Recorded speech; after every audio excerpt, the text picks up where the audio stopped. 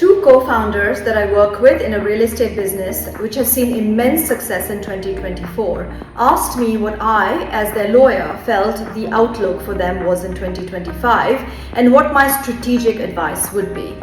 Now, I've watched these two grow and I've watched these two make amazing decisions, and I watched them split out their portfolios so that one could focus on management and operations and things like that, and the other one could focus completely on marketing of the business. And it's a formula that has given them a lot of success. Now, as you know, I'm a big believer in astrology, and the new moon and the full moon sometimes drive my decision making if I want to go into a negotiation. And I also believe that December and Jupiter have a pretty important part, as December is the month of introspection and Jupiter is the planet of growth and confidence and wisdom. Now, put all of these things together, and I think that the moment you are very successful as a business, you tend to end up in a bucket where your success means that you're going to face more challenges if you want more success, and therefore that bucket ends up being a bucket of a lot of complexity. So my advice to them for 2025 was that if I were you guys, I would probably find a way to avoid complexity, because complexity takes away from our ability to distill what's important and what's not.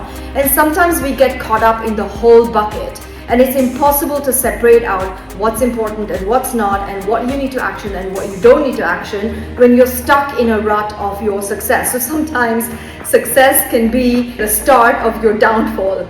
So for me, 2025 is all about introspection, and 2025 is all about building on your success to ensure you don't get so caught up in it and you don't end up making your life a big complex mess, but you prioritize the 2 or 3 things that are going to happen.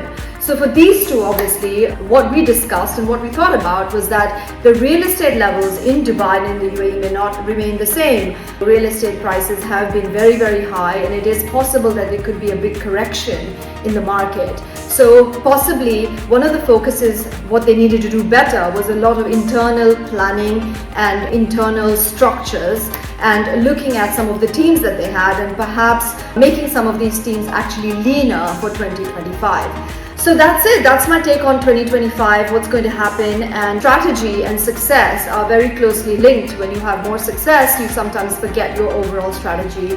And when you have too much strategy, you have too much complexity, which comes in the way of your success. So that's it this week from Think Tank. Happy December, and see you guys next week.